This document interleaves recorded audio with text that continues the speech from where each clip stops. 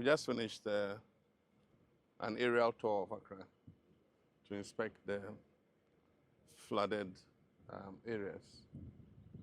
Unfortunately, the flooding has been very extensive today for several reasons. One, the recorded rainfall today is one of the highest in several years. The meteo are looking at approximately 140 millimeters that was dumped on Accra. Last year, the maximum rainfall was 56 on a single day. And so the volumes are much higher. And so there are many issues to the flooding in Accra. There's climate. If you look at the rainfall pattern from 2024, 2025, 2026, you see that increasingly every year we're getting more rain in Accra than we used to get. GMET say that in 2024, for a period of 30 days in June, we had 85 millimeters of rain. And then in 2025, it increased to 172. And then in 2026, for the same 30-day period in June, it increased to 333. And so the waterways are not getting a chance to recover before more rain is dumped. And the wet days are more. Out of 30 days, 22 days, it kept raining. And so there were only 7 dry days or 8 dry days in June. And so that's the climate side. That is an act of God that we can't control. But then there's also the engineering and the man-made causes. That is, like I said before, Accra is built between 2 natural bodies, the Kwapim Mountain Range and the Atlantic Ocean.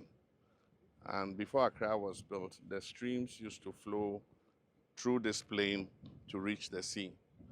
Now, the British brought the capital to Accra, and in those years it was not a problem because Accra was a very small city.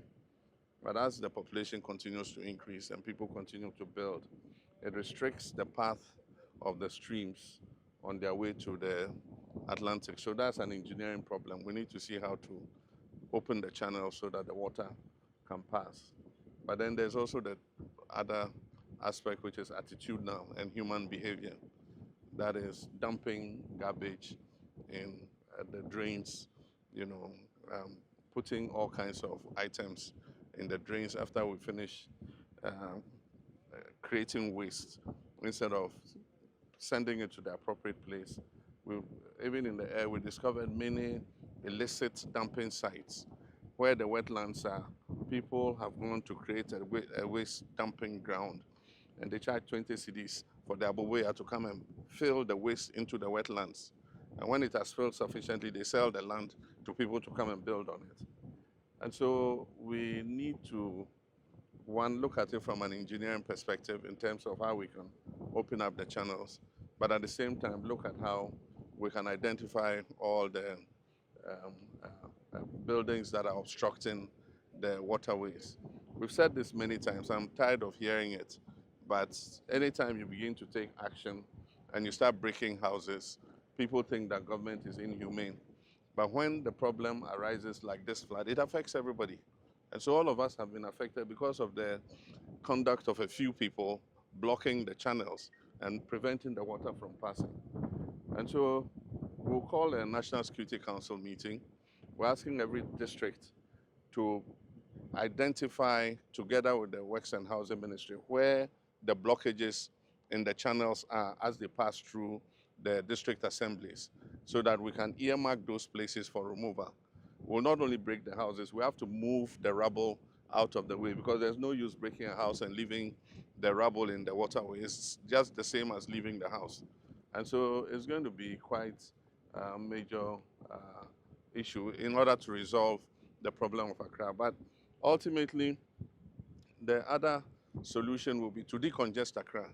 And that's why we're planning that we move some of the city out, that is the major government departments, and then also create a new center of growth so that our people will start building outside Accra in a new city instead of everybody looking for some space in Accra to build. So, but that's a long-term solution. Like I said, It's a 20-year project.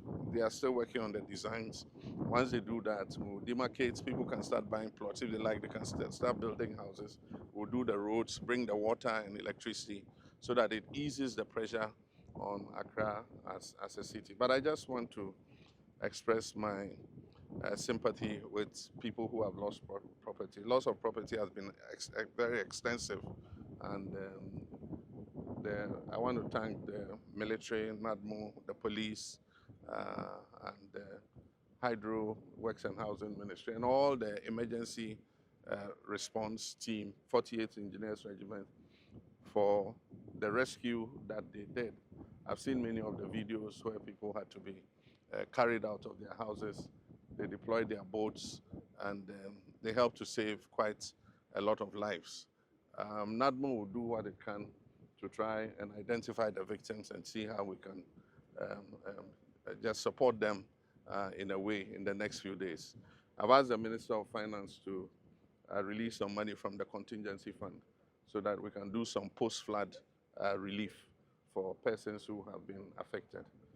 And so let me again express my sympathy, but let us change our attitude and let us find a permanent solution to this Accra flooding problem. We shouldn't become like the vulture who, anytime it is raining, he says as soon as it stops raining, he'll repair his roof. And then as soon as it stops raining, he says, oh, it has stopped raining, so there's no need to repair the roof. This time should be different.